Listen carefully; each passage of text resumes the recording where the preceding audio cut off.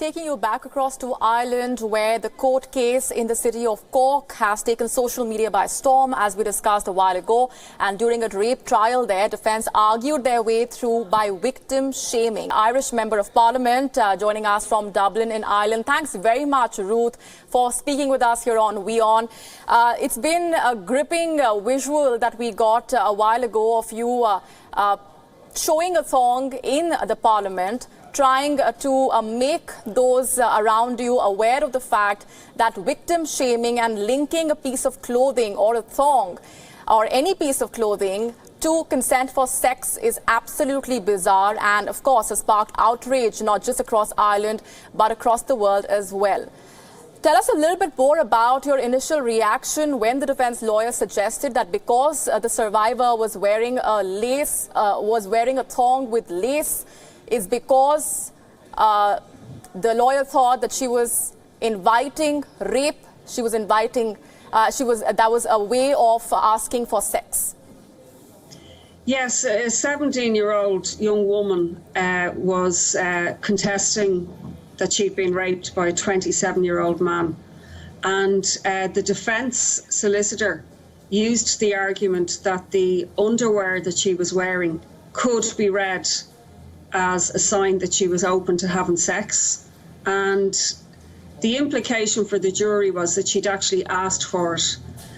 Now, people have been outraged by this because we still, in 2018, see these rape myths being used in court, despite the fact that, 40 years ago, the idea that what you wore had anything to do with you being raped is an idea that's been challenged. We've also seen in courts, if a woman was using contraception, that was used against her.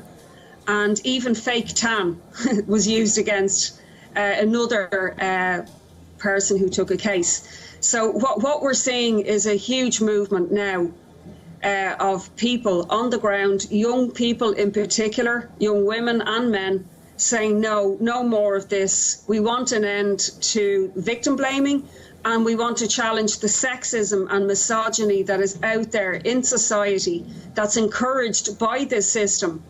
And it's part of the global feminist movement that we've seen throughout the world. We've seen the Ni Una Menos movement in Latin America. We've seen in India, obviously, a challenge to rape culture.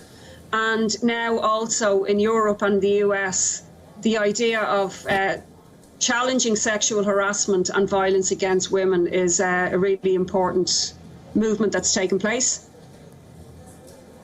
And one of the demands has also been a change in the way rape trials are conducted.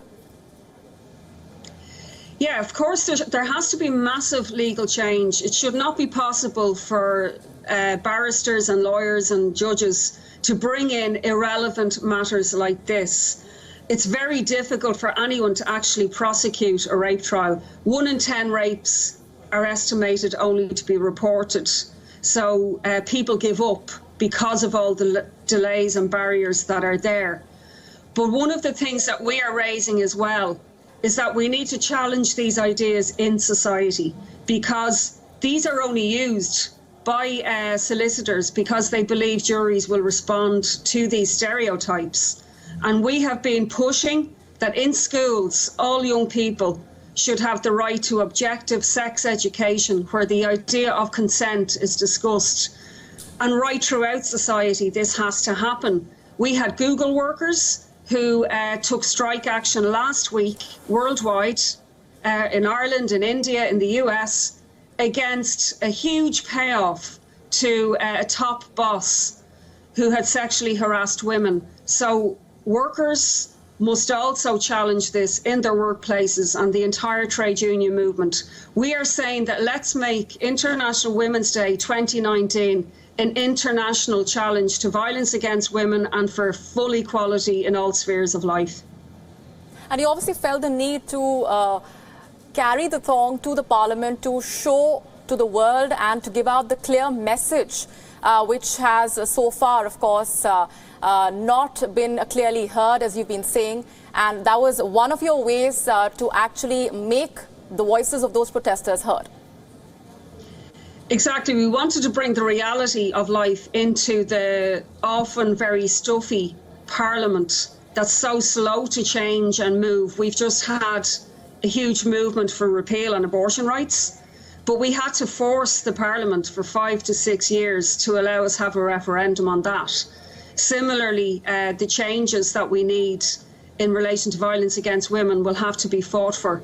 Why I did this, I had to be quite careful. I did not want to trivialise a very serious issue for the young woman involved, but it was to demonstrate that in courtrooms every single day, women have to sit there and watch while their underwear, their clothing, is held up in front of them. So it's also important that the people in the Parliament, they may see this as incongruous and out of place, but how out of place is it in a courtroom as well?